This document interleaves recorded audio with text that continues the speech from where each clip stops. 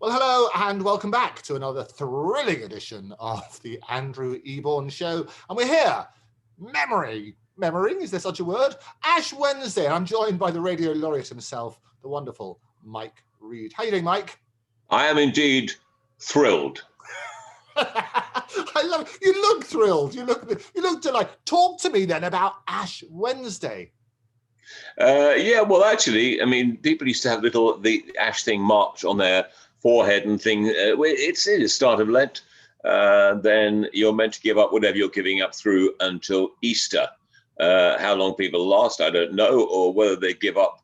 I have a resident chaplain on my radio program who has the same name as me. And people were saying, ask the vicar, what should we give up? And he actually was quite astute because he said, well, actually, in the last year, people have given up an awful lot. So he said, now don't worry about it too much because you've given up so much already, which I thought was quite a nice response. No, very nice response.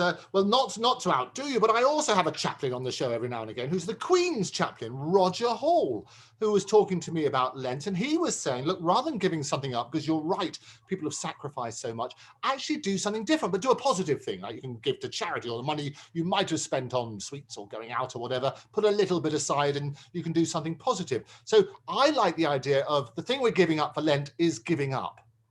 Give up on giving up. I think that's a good thing to do. Absolutely right. So if you're giving up on sweets, can I have your sweets? Oh, well, you normally do anyway, every time you get together. But you don't really have a sweet tooth. We spoke about this. You've got more of a savoury tooth, haven't you? Well, I don't know. I do like a sort of chocolate ginger biscuit, and I'm partial to a bit of mint aero and stuff like that, and a bit of coffee and walnut cake that I had last night. So not a sweet tooth, but I do like cake and a few biscuits, but not a sweet tooth, of course. No, wonderful. So are you going to give up anything this year? I think that was a bit of a truism he came up with the other day, that we have given up an awful lot. We've given up freedom in many ways. So it's difficult to know what to give up because people seek solace in things they have, that if they've been, especially people living alone, if they think, oh, you know what, I'm feeling really down, I really fancy a cup of tea and a slice of cake, then why not? If it makes them feel good, or a nice meal or a bottle of wine or something, if it makes you feel good and keeps you balanced rather than feeling rather sort of tetchy and awkward about everything, then I think that's okay. I think you're right. I like the idea, as Roger Hall says, give up on giving up and let's be positive. We'll have a positive Lent this year. This will be the things that we will do rather than things we won't. So it's over to you, Radio Laureate. Talk to us about Lent and in particular, Ash Wednesday. It's Lent. So what are you giving up? Coffee? The second cup? Give up smoking? I'm not joking. You've done it many times before. You can do it once more.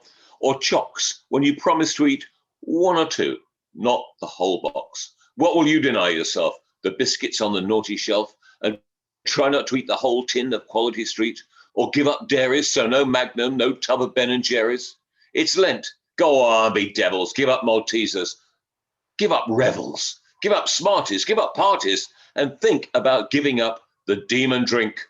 Then it's down the sink with that bottle of Merlot. I know it's depressing when you're on furlough, but this is Lent. You have to give up something, even if it's only one thing, and you have to give it up till Easter, or at least a good attempt. Me, with all good intent, I tend to give up self-discipline for Lent. I love it. It's all what's that? Easter, at least, yeah. I love the rhyming style.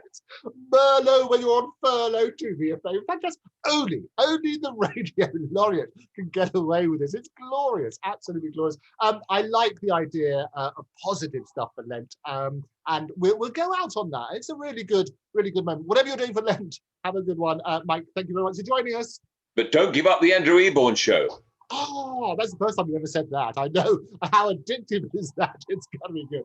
Take care. Thanks, Mike. Bye-bye. Bye.